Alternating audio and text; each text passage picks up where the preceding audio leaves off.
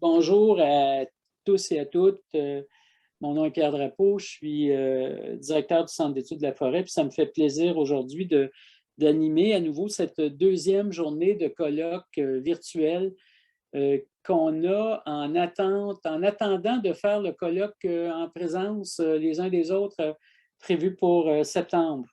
Le comité exécutif a cru bon ne pas perdre le fil de cette tradition de faire les choses sur un cycle annuel printanier. Et on s'est dit, à défaut de faire un colloque en présence les uns des autres, en ne sachant pas si la 5e ou la 6e vague nous empêcherait de le tenir, on s'est dit, faisons un colloque virtuel de 2 jours, 2 demi-journées, où on va inviter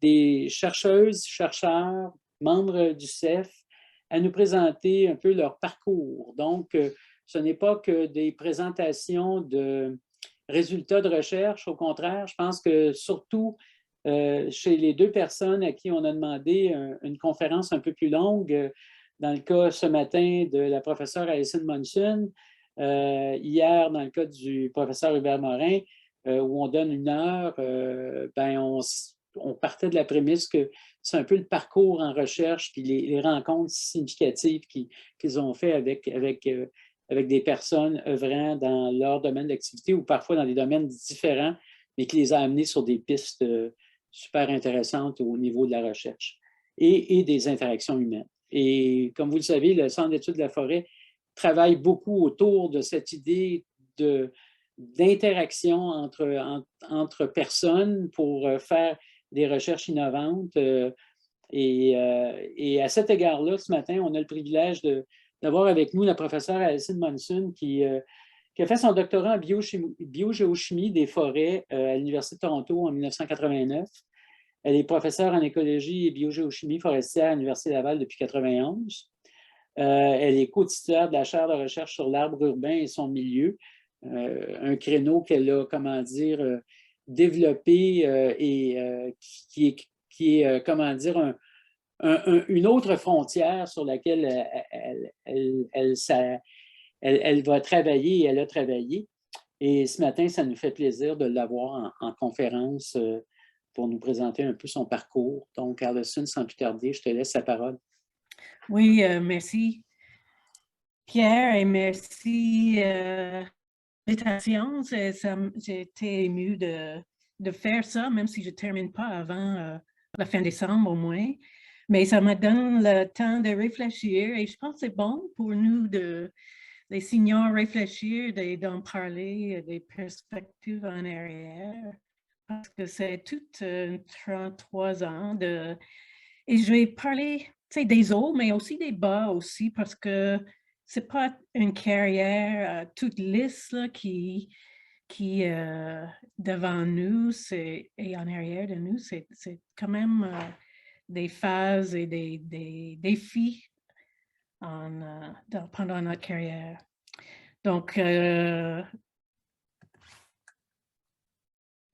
j'étais jeune chercheur déjà à 10 ans. Je me souviens à Noël que j'avais demandé des choses scientifiques, un set de chimie puis un microscope. Puis j'avais les deux en même temps, la même Noël. Et je me suis fait un petit labo dans un coin de la maison. Et c'était là mon début. Et j'avais, croyez-moi ou non, j'avais dans l'été pris des blocs de sol et d'humus et j'ai fait des expériences avec des mousses dans des bacs sur la terrasse. Et ce thème va revenir encore dans ma carrière à quelques reprises. Donc, j'ai commencé tôt. Et au bac, qui était à Guelph en ressources renouvelables,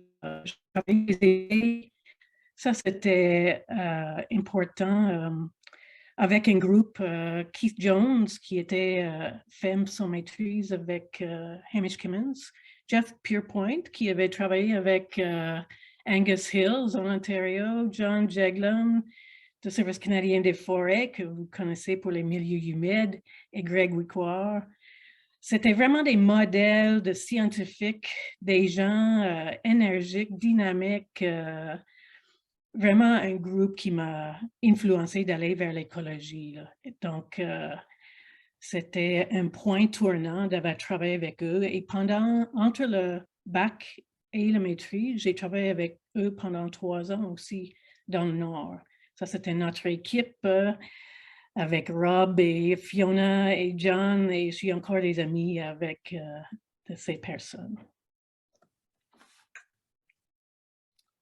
J'ai décidé de retourner aux études après, et je voulais continuer sur la classification écologique, sur les humus. Et j'allais magasiner pour un superviseur qui me laisserait travailler avec mes idées. Puis dans le temps, c'était pas facile de trouver quelqu'un qui voulait te laisser espace libre pour amener ton projet à toi. Donc, j'allais à UBC, j'allais à l'Université de Toronto à plusieurs personnes, puis le seul qui m'a offert cet espace-là, c'était Vic Timmer. Vic qui n'était pas vraiment en écologie, mais en nutrition et biogéochimie. Mais il disait, allez-y, à ta bourse, allez-y, je vais te supporter avec ma découverte, puis aller travailler dans le Nord. C'était quelqu'un qui est modèle et mentor pour moi, quelqu'un de généreux, intègre, drôle, mais aussi très connecté avec les partenaires du milieu dans les pépinières. Le seul défaut de Vic, c'était que ce n'était pas une personne de terrain. Il est venu un jour dans 5 ans sur le terrain avec moi. Il est venu en avion à Kapuskasing. Il est venu sur le terrain, il est sauté, il disait « Wow, c'est vraiment, this is great, Allison ». Puis il a repris l'avion, puis il est retourné à l'Université de Toronto.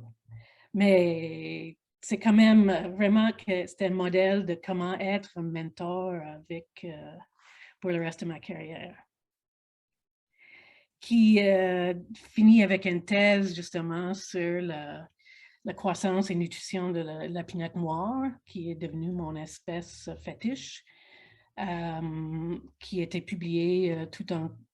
Et en fait, j'ai fait, comme à 10 ans, des blocs de humus dans lesquels j'ai mis de la pinette noire comme phytomère pour vérifier la nutrition, fertiliser. J'ai repris mes expériences de 10 ans pour faire un doctorat et aussi sur le terrain.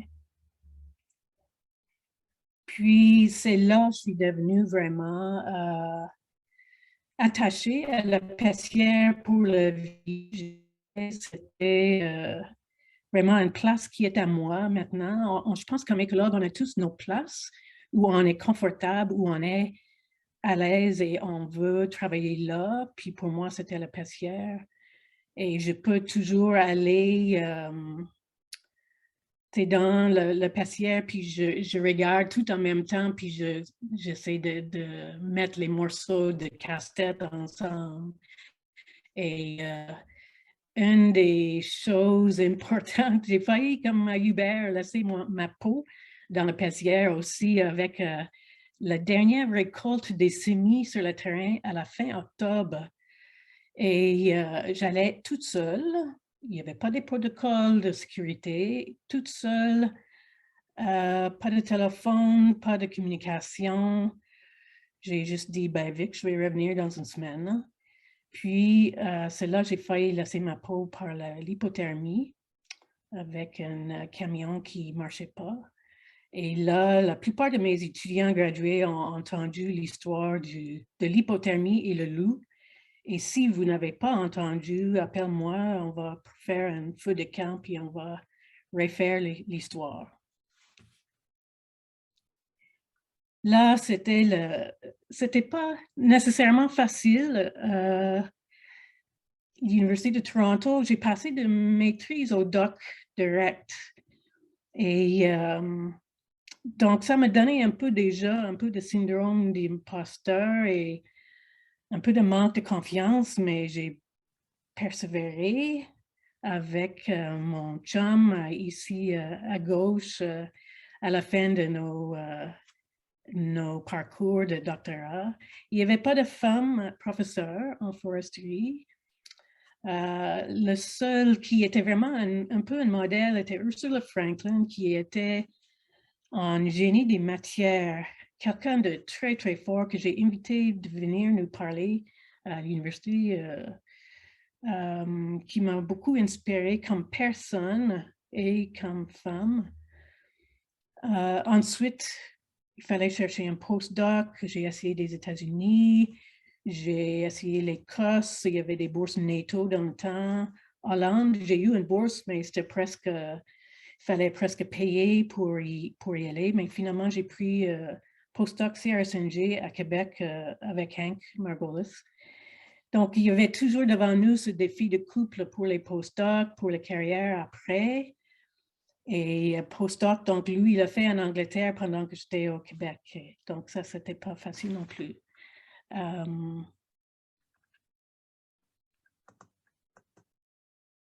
J'ai vécu pendant le postdoc Saint-Jean-Baptiste en hiver et foire de recherche de Petawawa en été.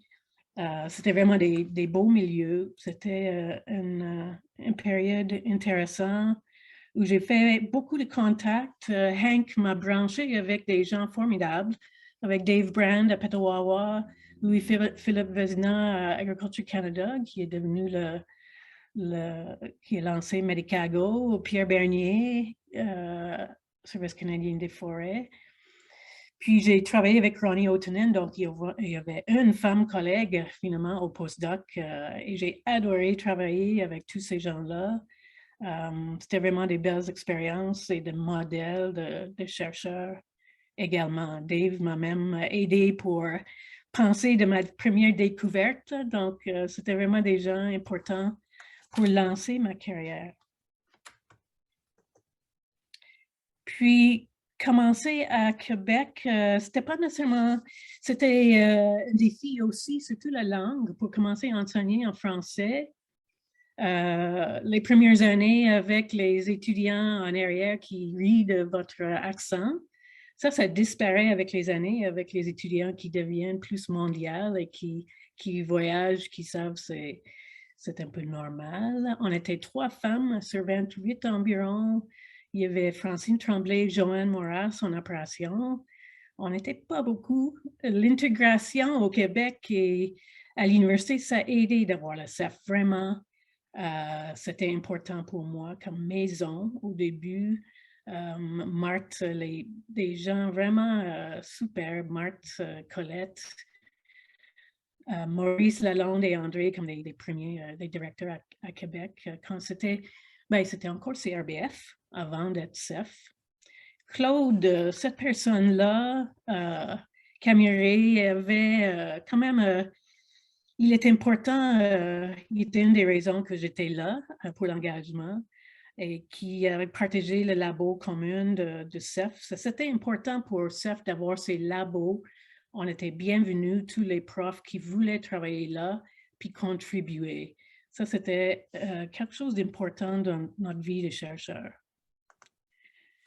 Je vais parler de quelques, peut-être c'est un peu à vrac, là, mais des choses qui sont des thèmes et des points forts. Mon site à long terme à Petawawa, les différentes périodes et phases de Ericacée, Pinède, l'approche très finalement que j'utilise et la phase dernière en écologie urbaine.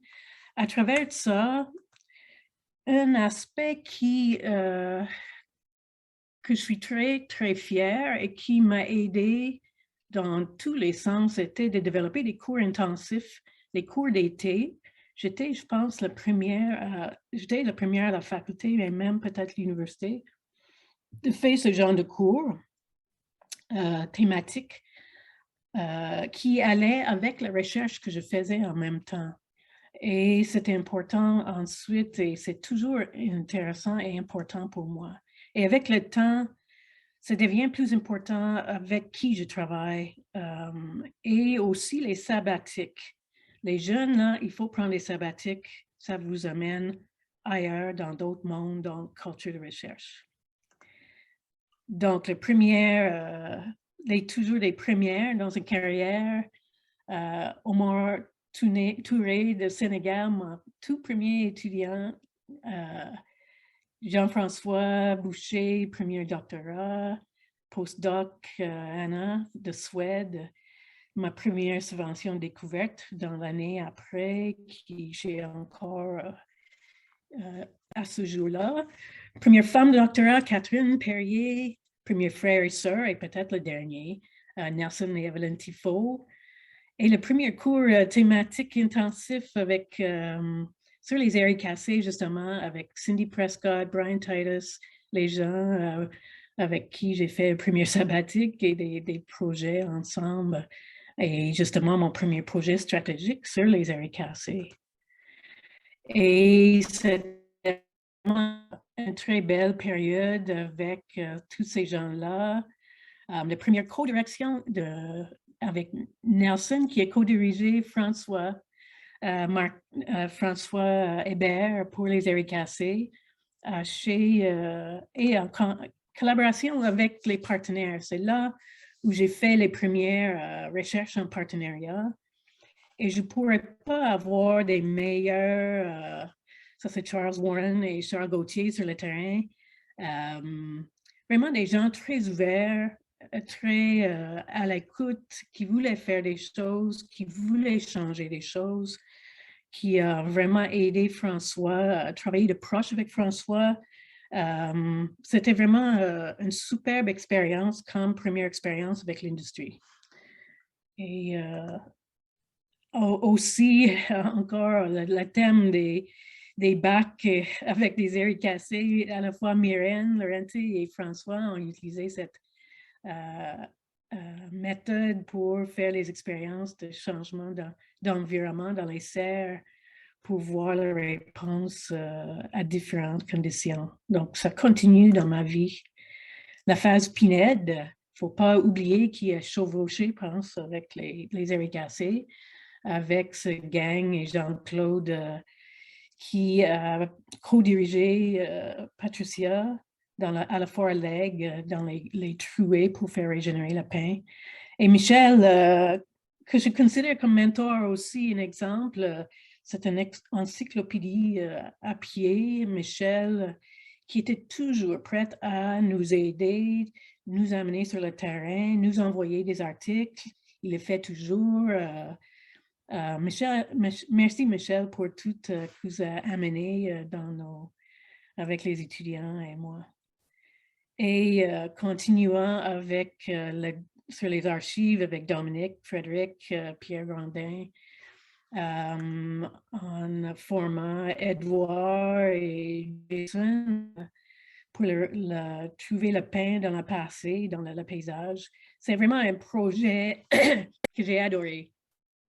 Avec, je pense en partie, Edouard Maury, je pense Frédéric serait d'accord, c'était comme un être spécial, vraiment quelqu'un qui a dynamisé l'équipe. Et en plus, il savait comment faire des charbons de bois pour les barbecues. Je n'avais jamais vu ça après une journée de travail, faire du charbon pour cuisiner le souper.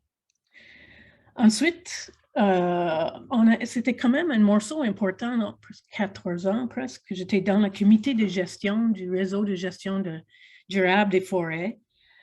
Déjà, encore comme modèle pour le leadership, comme Vic Adamowicz à l'Université d'Alberta. Puis j'ai quelqu'un de très, très formidable comme leader. John Spence, Vic, j'ai co-dirigé un étudiant. Vic aussi comme modèle, comme chercheur, je trouve était un beau modèle de comment vivre et comment faire la recherche. Et avec encore des partenaires que j'ai vraiment apprécié, François et Jean Girard en Mauricie, qui étaient encore très ouverts, qui voulaient faire bouger des choses, puis ont fait beaucoup de choses depuis aussi pour faire bouger. Mais ce n'était pas une période, c'était difficile aussi cette période. Et j'ai introduit, et j'introduis toujours un peu de brûlage dirigé pour nettoyer l'esprit parce que c'était une période difficile pour le réseau. Il y avait beaucoup de compétition, c'était pas toujours positif. Et donc, j'ai commencé à utiliser un peu de feu pour contrôler ces choses-là.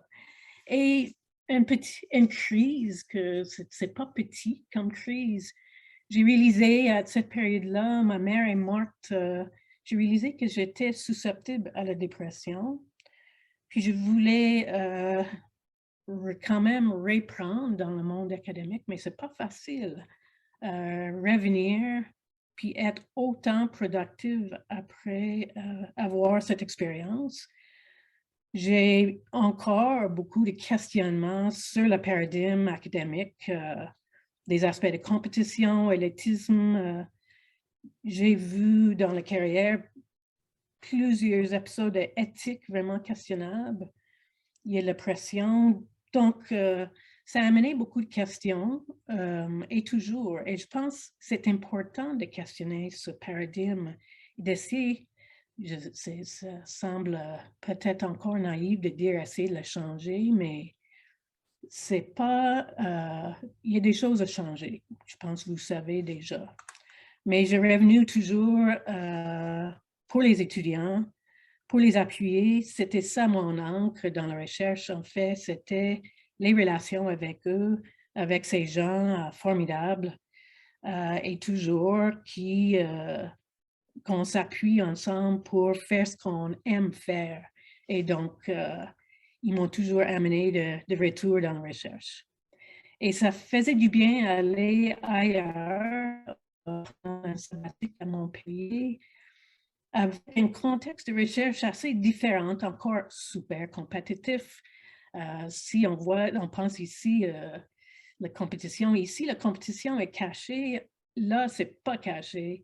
Je me souviens avec Louis discuter des batailles ouvertes dans les sessions de discussion, des gens vraiment, tu sais, on n'hésitait pas de débattre les Français, puis ça nous a choqués au début, mais en même temps, je trouve que c'est plus sain de vraiment débattre des idées et pas débattre, tu sais, en arrière. Donc, ces gens étaient importants pour moi, par exemple, John Thompson, un anglophone qui a fait sa carrière à Montpellier, pas facile, mais très, très respecté.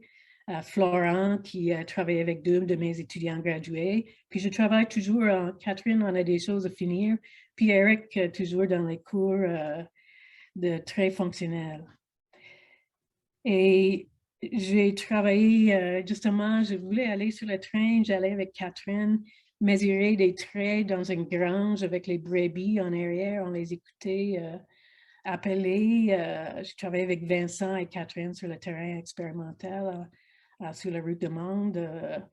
Des places iconiques, en fait, en écologie. Puis la France est devenue, je pense pour lui et moi, une place importante dans nos vies de recherche. Justement, on aime les Français, on aime comment ils travaillent, mais c'est pas un monde facile. Mais, tu sais, d'aller de la Pessière vers les paysages de Roquefort et les fromages, tous les repas, c'était quand même très rafraîchissant. Puis, ça a amené un autre cours de trait fonctionnel qui est devenu une partie de ma vie. On a commencé à Mont-Saint-Hilaire, on était chanceux d'avoir Peter Reich avec nous au début.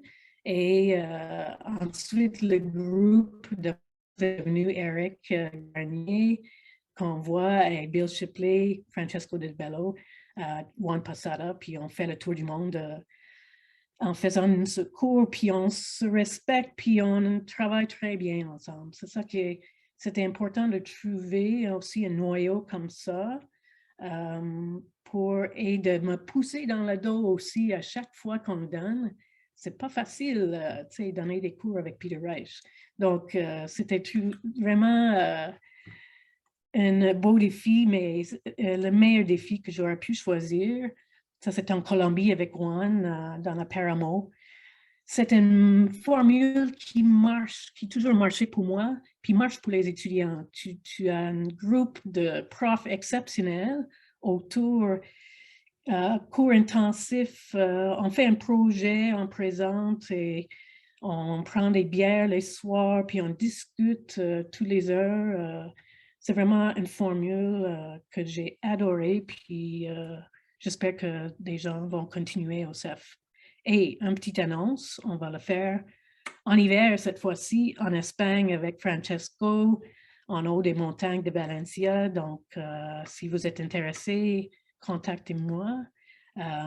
Puis, on ferait un deuxième, même en 2023 ou 2024. Je vais continuer comme prof associé, donner ce cours pour au moins quelques années parce que c'est important.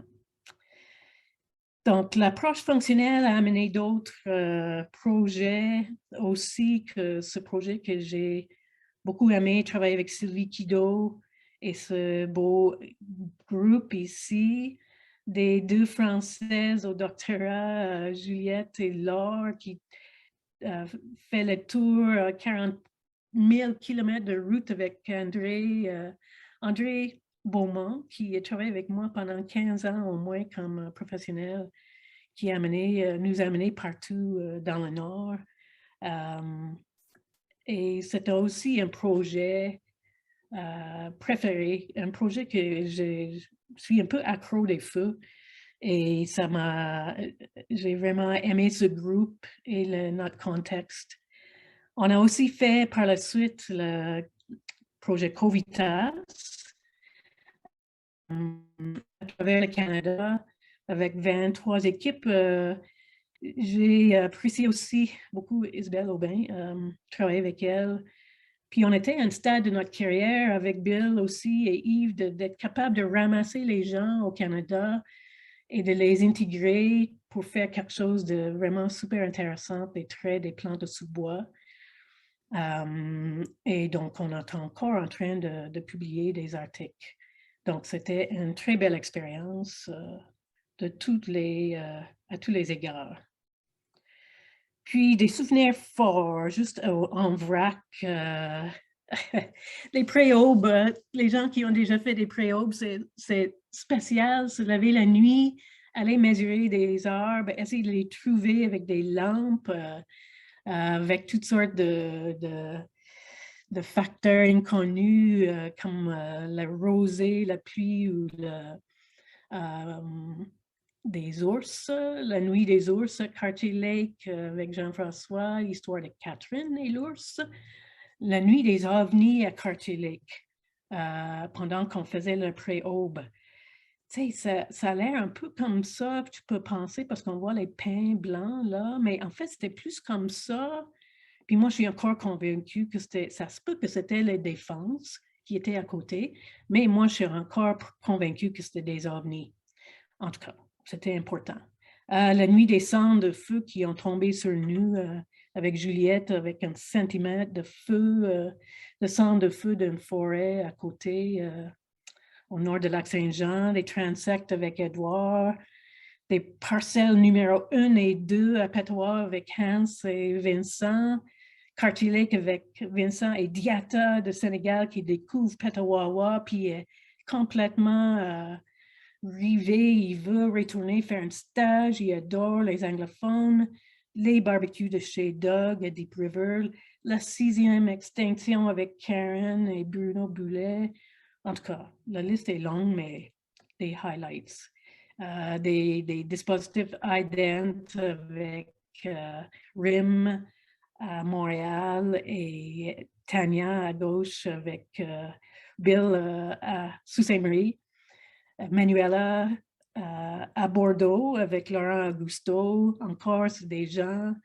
C'est Bill est vraiment spécial comme personne et il est toujours sur le terrain. Laurent aussi, c'est une personne de terrain.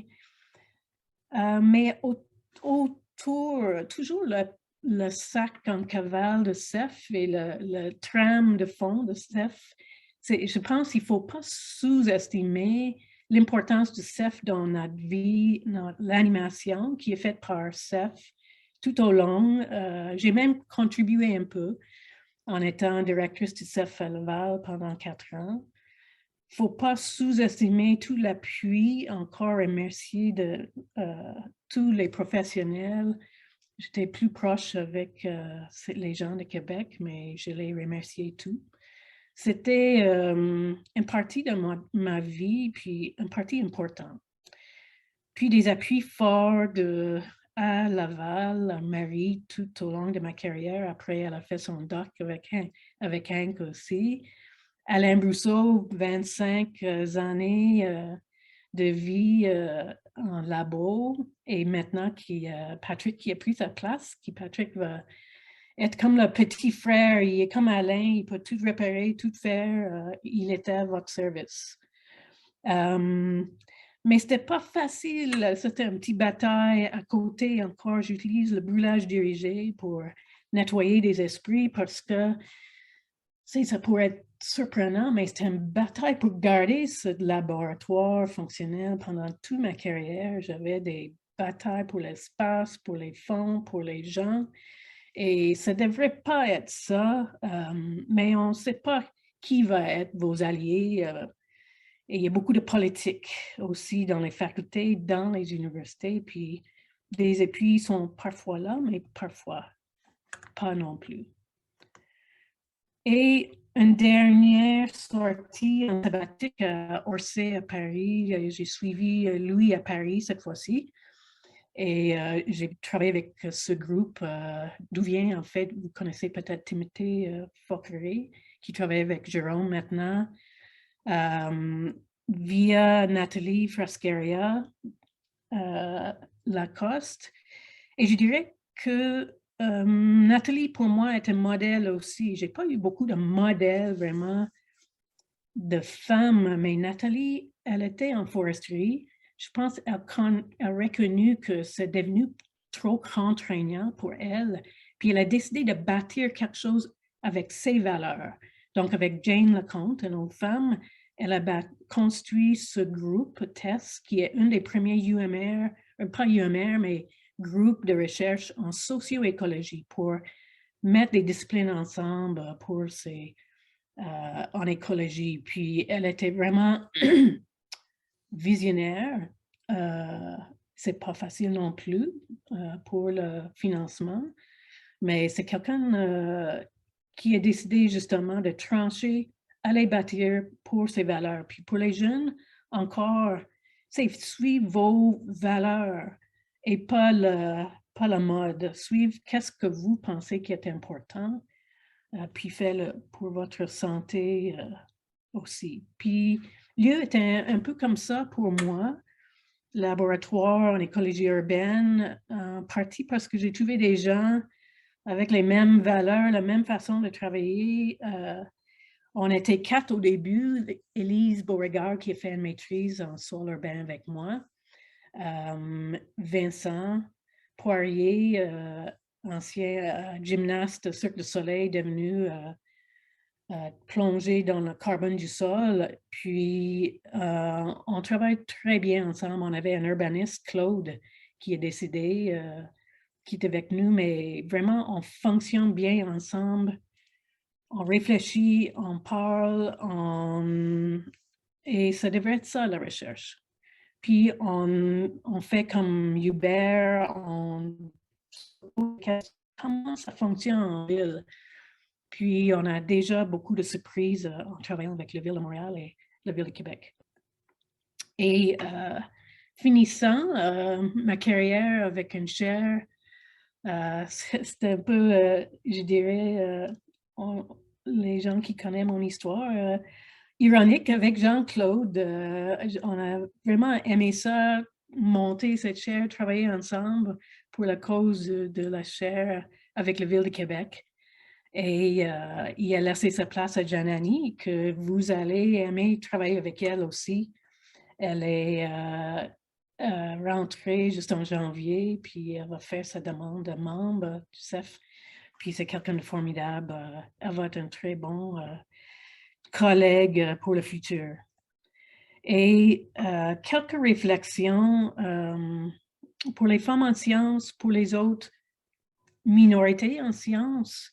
C'est pas facile pour les femmes. J'aimais cette citation, je vous laisse lire, récentes de Twitter, it's still a difficult ground pour les femmes. Puis Élise Philotis va sortir une lettre justement prochainement qui en parle. Donc, c'est pas encore facile pour nous. Ça nous a pris 20 ans à l'université, notre département, d'arriver à 20% des femmes. Ça m'a surpris que ça a pris autant de temps d'avoir juste 20% des femmes, mais c'est pire dans certains départements de biologie, ce qui peut être surprenant. Donc, c'est pas encore très facile. Puis, si on pense, nous, que c'est les autres gens, minorités visibles et pas autochtones, des gens, c'est encore des défis énormes. Puis, je voulais juste donner un mot et remerciement à tous mes étudiants africains qui m'ont enseigné beaucoup pendant leur projet. Je pense il y a dans la photo, il y a Bright qui est retourné à Ghana comme consultant. Il y a Boris Merlin qui va venir s'établir au Canada. Étienne qui retourne comme chercheur et professeur à Kinshasa prochainement. À droite, il y a Diata qui récolte des feuilles pour les traits des feuilles après aube parce qu'il suivait le protocole de Cornelissen avec enthousiasme là sur les épaules de son collègue, mais là, il est maintenant directeur d'un centre d'ISRA au Sénégal.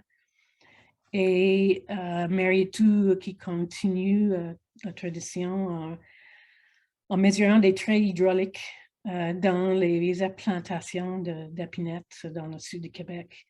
Donc, je souligne qu'on doit faire la place pour ces gens-là. On n'aura pas de choix. Puis, va falloir que le Canada et le Québec s'ouvrent un peu plus dans les prochaines années.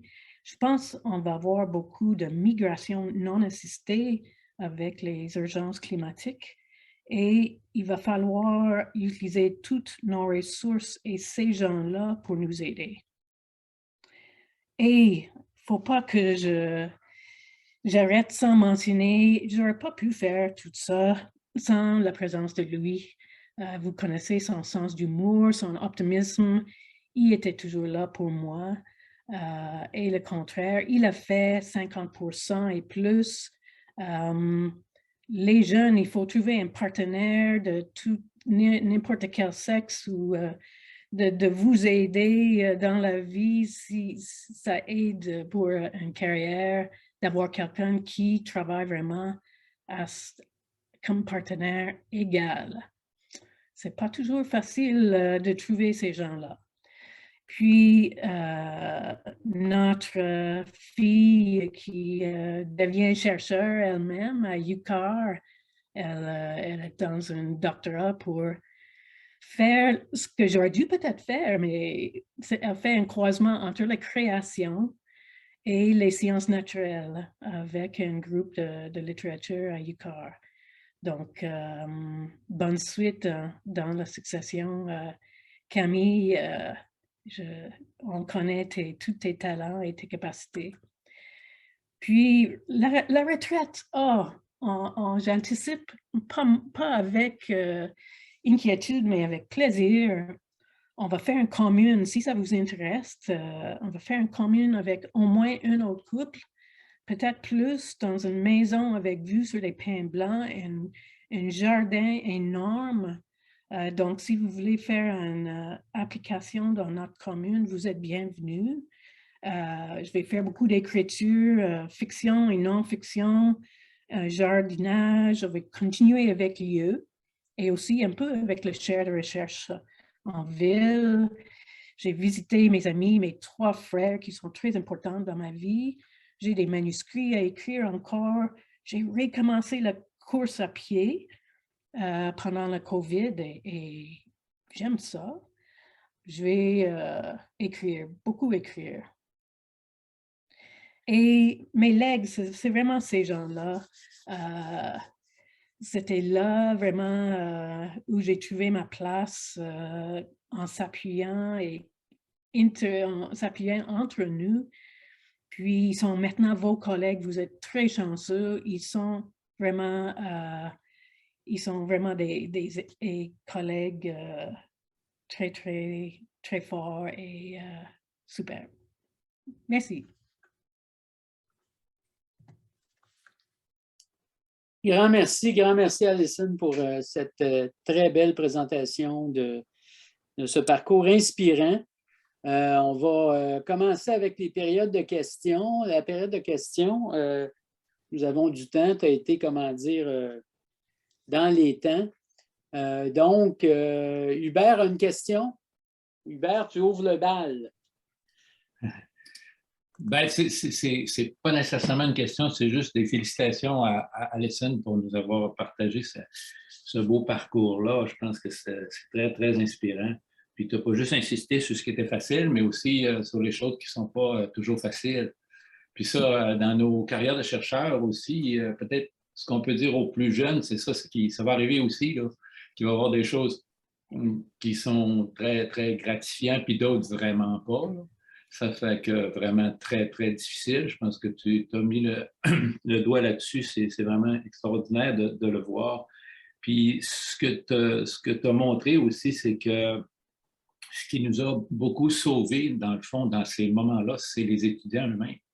Oui. C'est le rapport avec les étudiants, c'est les discussions avec les étudiants, c'est l'émulation entre les étudiants et avec nous. C'est oui. Vraiment ça qui nous, en tout cas, dans mon cas aussi, c'est vraiment ça qui nous a sauvés.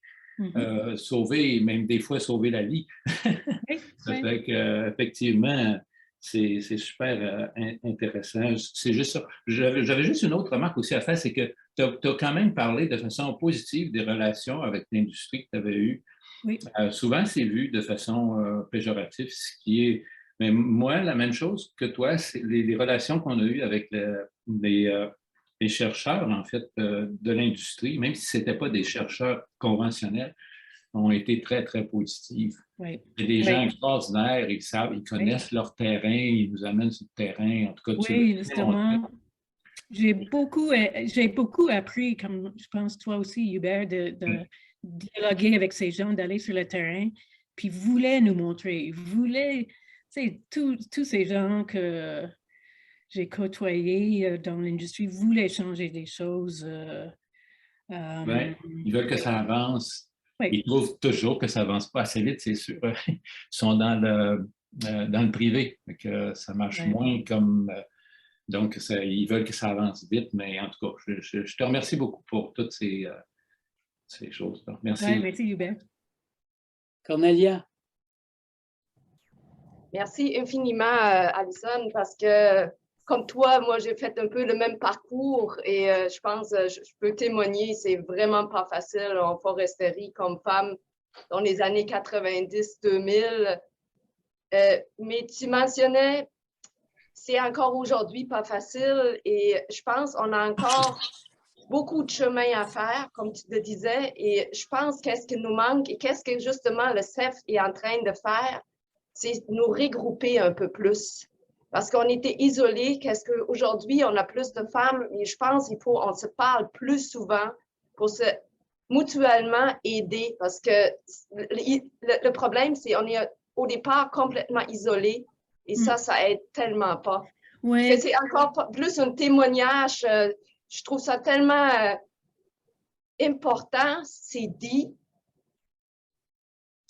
Et ce n'est pas pour décourager les jeunes, mais il y a encore des marches à faire et c'est chaque jour ces marches à faire. Ouais. Je trouvais très, très intéressant hier, comme Cassandra a dit, ben, on peut pareil avoir une vie de famille, mais il faut juste, on est conscient, notre parcours est différent que des parcours d'hommes. Il faut que les hommes sont au courant. On ne peut pas avoir avec une famille le même parcours que des hommes. Encore là, c'est juste un témoignage pour appuyer ce que tu as dit. Je trouvais ça extraordinaire. Merci. Merci, Cornelia. Oui. Richard? Oui, bonjour. Bonjour, Richard. Ça va bien, Alison? Oui, oui, Oui, merci. je m'excuse. Attendez un petit peu. 2 secondes, là. Ouais, je peux pas mettre ma vidéo, on dirait. Ah, Pas grave. ouais, l'autre a enlevé la vidéo, c'est pas grave. Je voulais juste te rappeler que ça fait plus de 20 ans que j'ai fini ma maîtrise et Oui. je ne suis pas chercheur. Moi, ce qui m'a vraiment marqué dans ta carrière, c'est que tu étais capable d'allier la science avec l'art et le côté humain. Puis ce qui m'a marqué, c'est ton côté philosophe. Un jour, je ne sais pas si tu te rappelles, je t'ai posé la question: Hey, à quoi elle m'a servi ma maîtrise? Ça ne sert absolument à rien, mon sujet de recherche. Puis tu m'as dit: Qu'est-ce que tu as appris? J'ai dit: J'ai appris à me démerder. Je pense que genre, tu te rappelles qu'on était dans la. Ça n'a pas bien été, ma maîtrise. Ben, tu as dit: Ben, c'est ça que ça t'a appris. Ben, félicitations. Tu sais. Puis depuis ce temps-là, on a une bonne relation, toi et moi. On Oui. se parle. On parle même pas de science, on parle juste de savoir comment ça va. Oui, non, Et c'est ça. C'est une, Oui. c'est une humaine assez incroyable, puis je voulais te le dire devant Ben, tout le monde. Merci, merci Richard. J'apprécie tes appels impromptus de temps en temps. Ça me fait toujours très, très bien. Ben, je t'aime beaucoup. Merci. Marie-Tou? Oui, bonjour à tous. En fait, c'est plus un témoignage parce que je n'avais pas prévu de prendre la parole, mais je suis très émue parce que, comme Alison l'a dit, parfois, c'est pas... bon, parfois, c'est pas facile, la thèse, puis on a beaucoup de moments de doute. Souvent, en tant que minorité visible, on se demande si on est à la bonne place.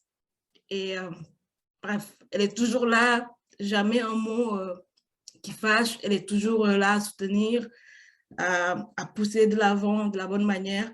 Donc, je voulais juste lui dire merci et je ne sais pas, même si les autres ne m'ont pas comme envoyé pour lui dire, je pense aussi qu'ils sont fiers de l'avoir eu comme directrice. Voilà, c'est tout ce que je voulais dire et juste lui dire que je suis contente de l'avoir comme directrice et ce qui me motive encore plus, c'est de savoir à chaque fois que j'ai son soutien et puis sa confiance. C'est ce que je voulais dire. Merci beaucoup.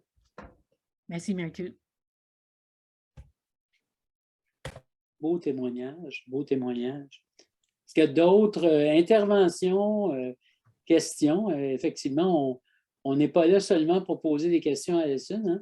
Je veux dire, on peut ouvrir la discussion Jaser et discuter, tout simplement, parce que tu as effectivement soulevé des points qui sont importants. Moi, ce que je voulais juste dire, c'est qu'il y a quand même une ébauche de travail qui est en train de se faire pour essayer de créer des meilleures conditions pour tous les membres du CEF en lien avec les questions d'équité, diversité, inclusion. Vous savez qu'il y a un comité au Centre d'études de la forêt qui est coprésidé par Nicole Fenton et Mark Verlin, mais qui compte plusieurs membres du CEF et ça inclut les membres étudiantes et étudiants aussi. Là. Ce n'est pas seulement des membres réguliers ou associés qui sont partie prenante de ce comité-là parce que c'est à la base qu'il faut changer les choses. Oui, à la base, c'est les gens que nous recrutons dans nos laboratoires respectifs et qui constituent cette grande famille. Donc, dans cette optique-là, je pense que vous allez le voir, il y a des actions concrètes qui vont être posées de plus en plus parce que équité, diversité et inclusion, ce n'est pas que des paroles. Il faut qu'on passe aux actes. Justement, j'allais dire que c'est des pierres, c'est des gestes de tous les jours en travaillant avec les gens. C'est là où soit ça blesse ou ça nous encourage. C'est pas des grands, tu sais, des activités pour aider de prendre la parole, justement, d'en parler, mais c'est comment on s'en comporte avec les femmes, avec les gens des minorités, c'est comment on vit avec ces gens-là. C'est ça, la vie de tous les jours que ça joue. En effet, en effet. Est-ce qu'il y a d'autres interventions Oui, Marie, allez-y. Oui, bonjour. Bonjour, Alison. Merci beaucoup pour cette belle présentation. Vraiment, je suis très contente que j'ai eu la chance d'écouter tout ça. Tu sais que ça fait presque 34 ans qu'on a été travaillé ensemble et on a augmenté la biodiversité au Québec in bringing in our English, un peu franglais, fringlish et tout ça. Et on est tous nous deux se marier des Québécois. Donc, ça nous a aidés peut-être intégrer, mais je sais qu'on a passé à travers beaucoup depuis 34 ans. Et moi, je suis peut-être un peu plus dans l'ombre, mais je vois tout le monde qui est ici et l'inspiration que tu as faite pour tout le monde dans la recherche et le côté humain dans tes aspects de recherche. Donc, je te remercie beaucoup pour toutes ces années et je peux parler beaucoup plus, mais je pense que je vais laisser ça avec ça. Merci beaucoup. Oui, merci Marie. On a encore du temps pour la prise de parole. On n'est pas encore rendu à l'heure de la pause, alors n'hésitez pas. Catherine. Oui, bonjour. Alison, je voulais juste témoigner du fait que tu disais que vous pouvez avoir de l'influence sur les gens, mais moi, ça, Alison, je suis arrivée de France, j'étais plutôt un cursus en sol agricole. Je suis arrivée de France pour faire un stage au Québec. Puis Alison a accepté, elle cherchait quelqu'un à la maîtrise, elle a accepté de changer sa maîtrise pour un doctorat. Elle m'a amenée dans le monde forestier, que j'ai découvert avec Alison. Puis je voudrais aussi dire que sans Alison, ben, je ne serais pas au Québec actuellement. Donc, oui, moi, ma vie a changé par ma rencontre avec Alison. Puis, c'est vraiment pas... c'est pour le mieux. Puis, je suis très reconnaissante de ça. Merci, Catherine. Et ce qui est fun, je dirais, c'est drôle parce que j'ai passé une période milieu de carrière. J'ai travaillé avec toutes sortes de gens partout, en France, ailleurs au Canada. Mais depuis quelques années, je travaille de plus en plus avec Catherine, avec Patricia, avec Nelson. C'est comme un retour.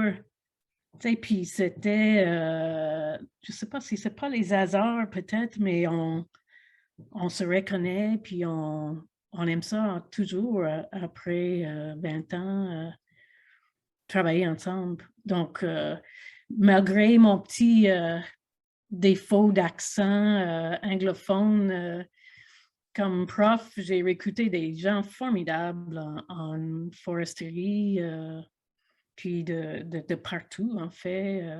Ensuite, toute une série de Françaises incroyables et plusieurs qui sont encore ici.